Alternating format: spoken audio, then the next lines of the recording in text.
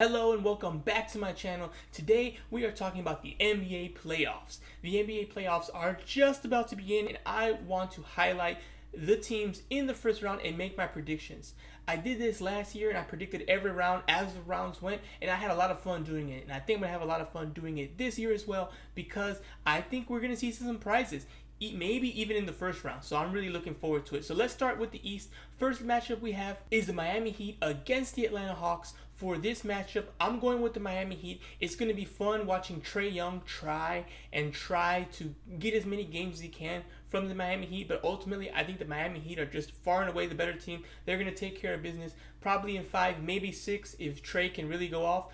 But I'm still going with Miami in the first round against the Heat. Next matchup, the 4-5 seed, Philly versus Toronto. Now for Philly-Toronto, I still feel like Philly is a sleeper team to pick. They have a lot of talent. They are pretty well coached. They have Joel Embiid, who's an MVP candidate, and James Harden at the helm as well. I still think this team can be very, very dangerous, and I have them beating Toronto. I think Toronto's a really good team, also very well coached, and they've definitely achieved, I think, the most they can with the roster they have. So I think they're going to push this maybe 6-7 games, but ultimately I have the Sixers beating the Raptors in the 4-5 matchup in the East. Milwaukee-Chicago, that's the 3-6. I really don't think there's going to be much of an issue here. Milwaukee's the defending champs. They have all the confidence. They have all the experience. The Bulls are still suffering with Lonzo being out for the rest of the year.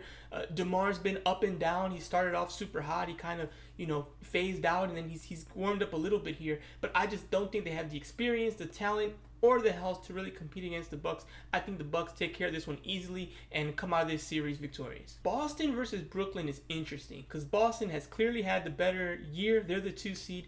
The Nets are the 7 seed. But the Nets, in my opinion, have the 2 best players in this series, Kyrie and KD. Usually, if you have the 2 best players in a series, you're going to win.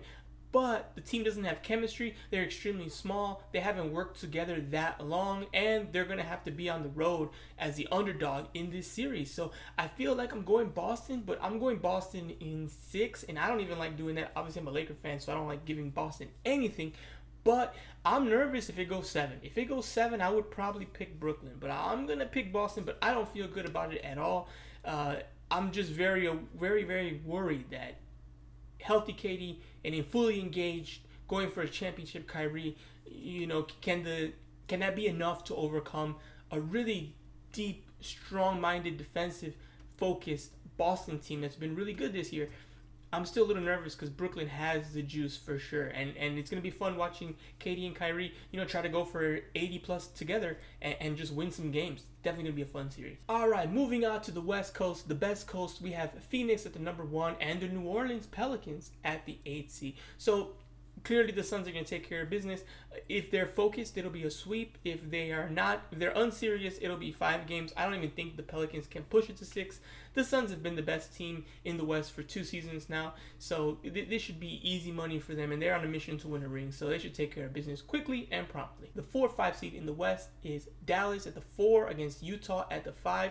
Before the injury of Luka Doncic's calf, I would have went with Dallas, but now, honestly, I'm going to go Utah. Utah's going to take care of business. I think Luka's injury, he's out for game 1. We don't know about the rest of the series, but I'm feeling nervous, and I'm just going to go with Utah Jazz based purely on health. If it was both teams healthy, I would go with Dallas, but the way things are right now, I'm just going to put my money on Utah and say they come out of the first round. Denver Golden State, that's the 3-6. This one's interesting. I'm fascinated by the Golden State Warriors. Such a good team, such a talented team, such a fun team to watch, but Clay's been struggling. He's off and on.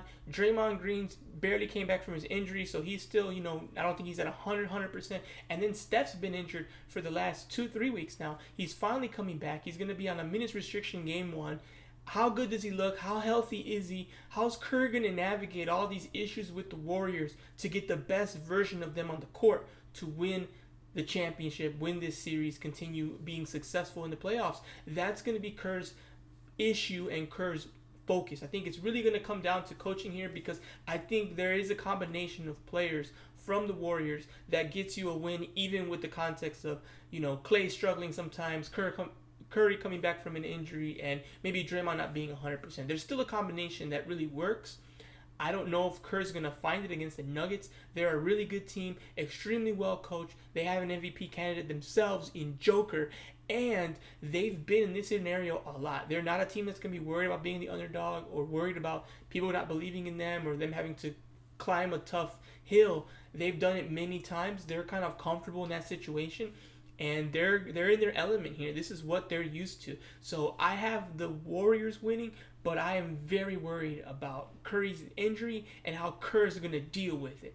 That's why the Denver Nuggets went from a clear loser to it's almost a pick'em series, and I'll be really fascinated after the first couple games to see how the Warriors look and if Denver can upset them, because if they're not healthy and if Kerr's not getting those lineups right, the Nuggets can definitely win this series. And the final series of the first round, we got the 2 seed, the Grizzlies, against the 7 seed Timberwolves. For here, I'm going to go with the Grizz. They're young, they're hungry, they want this rivalry. There's some beef here with Grizzlies, Timberwolves, and I think you're going to get a really good, feisty matchup. But I think ultimately the Grizzlies have just been far and away the better team. They have the more talented players.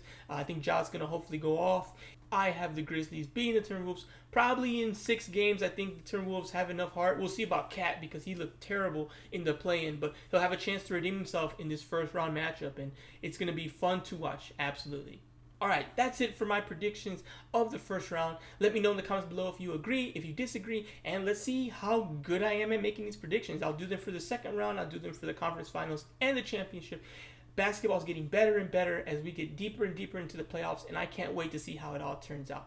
If you've made it to the end of this video, thank you so much. Please give it a like and subscribe. I'm trying to grow my YouTube channel and make it the best basketball channel I possibly can on YouTube.